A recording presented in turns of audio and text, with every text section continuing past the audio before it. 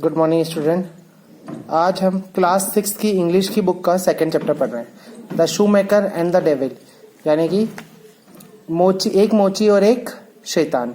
ठीक है, ये स्टोरी आप पढ़ लीजिएगा खुद से। मैं आपको इसकी हिंदी स्टोरी बता देता हूँ क्या स्टोरी है ये। एक मोची था जिसका नाम फेडोर था। वह अपनी गरीबी को लेकर बहुत दुखी था। एक बार क्रिसमस के दिन वह जूते बना रहा था जो कोलो कॉलोनी लेन के एक ग्राहक ने उसे बनाने को कहा था। फेडोर काम किए जा रहा था क्योंकि सुबह वह जूते उसे ग्राहक को देने थे और साथ में बड़बड़ा भी रहा था कि ऐसा अपराधियों वाला जीवन है, न सोना न खाना, बस काम करते जाओ। हमसे अच्छे तो वे लोग हैं जो अमीर हैं, उन्हें किसी बात की चिंता नहीं है। इसी वजह से फेडोर अमीर लोगों से घृणा करता था, मतलब उसे अमीर लोग पसंद नहीं थे, और सबसे ज्यादा कोलो कॉलोनी लेन के उस इंसान से जिसने उसे जूते बनाने को कहा था। वह एक लंबे बालों वाला, पीला चेहरा, नीला चश्मा लगाए, भारी सी आवाज का व्यक्ति था। एक दिन पहले फेडोर उस आदमी का नाप लेने गया। वह व्यक्ति एक ओखल सी में सल्फर और कुछ पंख जला रहा था। जैसे ही फेडोर ने उसे सुप्रभात कहने की कोशिश की, वह धुआं उसकी नाक में घुस गया, जिसकी वजह से फेडोर छींकने लगा और नाप लेकर घर वापस आ गया। अपनी गरीबी और अमीरी को कोसते हुए उसने देखा कि उसका काम पूरा हो गया है। वह जूतों को लाल रुमाल में लपेटकर उसे व्यक्ति को देने के लिए निकल गया।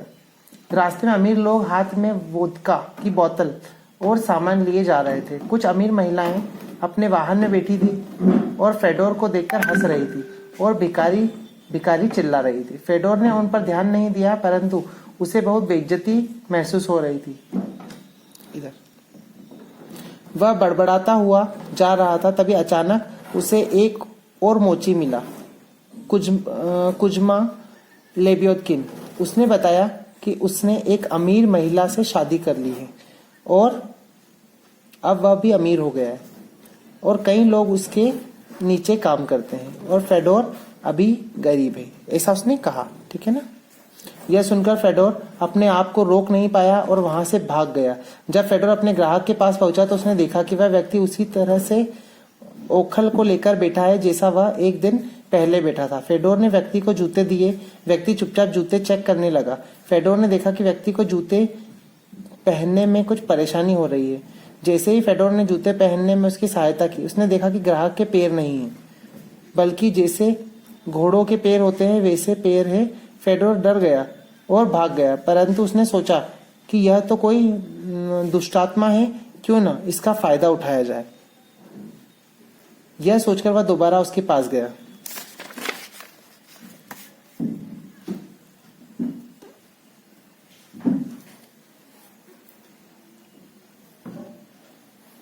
और कहने लगा, दुष्टात्मा बहुत अच्छे और समझदार होते हैं। उनके पास एक छात्र से ज्यादा दिमाग होता है, एक बच्चे से ज्यादा दिमाग होता है। यह सब बातें सुनकर दुष्टात्मा खुश हुआ और कहने लगा, धन्यवाद, बताओ तुम्हें क्या चाहिए। बिना समय नष्ट किए फेडोर ने अपनी सारी शिकायतें उसे बता दी। दुष्टात्मा मतलब वो जो व्यक्ति था, डेविल, उसके ने कहा, अगर मैं तुम्हारी सारी शिकायत दूर कर दूं तो इसके लिए पहले तुम्हें अपनी आत्मा मुझे देनी होगी। फेडोर ने कहा, मैंने भी तो पहले आपके जूते बनाए हैं और आपसे एडवांस में पैसे भी नहीं लिए। दुष्टात्मा ने कहा, अच्छा ठीक है।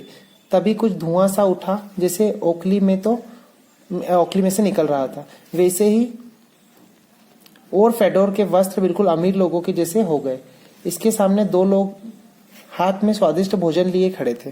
ये देखिए इस तरह से फेडोर ने खूब सारा भोजन खाया। दुष्टात्मा दोबारा उसके सामने आई और फेडोर ने कहा, क्या तुम खाने से संतुष्ट हो? फेडोर ने कोई उत्तर नहीं दिया, जैसे जेब से पैसे से भरा पर्स निकाला, पर वह इससे भी संतुष्ट नहीं था। दुष्टात्मा ने उसे काफी सारा धन दिया। फेडोर ने अपनी पत्नी से कहा कि तुम मोमबत्ती लेकर बाहर खड़ी रहो और देखती रहना कि कोई चोर हमारा पैसा न ले ले। वह खुद भी पूरी रात नहीं सोया और पैसों से भरे डिब्बे को देखता रहा। अगली सुबह जब वह चर्च गया तो उसने देखा कि वहां पर अमीर गरीब सभी लोग हैं और सभी से समान व्यवहार किया जा रहा है।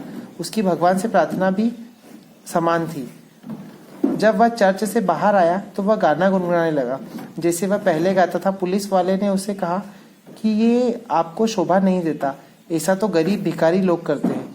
वह थोड़ी दूर चला तो सब भिखारियों ने उसे घेर लिया, जो उसे देखते भी नहीं थे।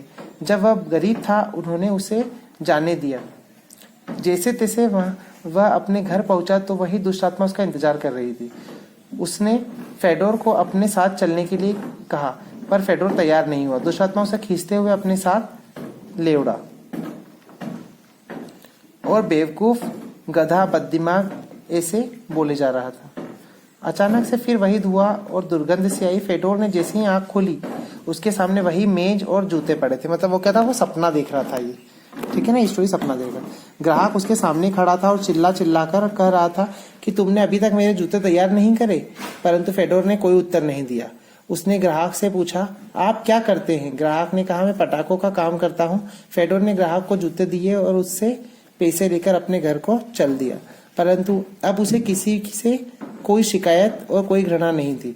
वह समझ गया था कि अमीर लोग भी वही खाना खाते हैं जो गरीब खाते हैं, और उसी तरह से उन्हें भी जलाया जाता है जैसे गरीब को। सबके अंदर वही आत्मा है जैसी उसमें है। अपने साथ कोई कुछ नहीं ले जाता, सिर्फ खाली हाथ ही जाता है। ये स्टोरी है आपकी सेकंड चैप्टर की। बाकी क्वेश्चन आंसर्स वगैरह से आपको PDF में मिल जाएंगे। इसकी मीनिंग इंग्लिश की हिंदी में सर्च करने की आप खुद कोशिश करें, ठीक है। Thank you.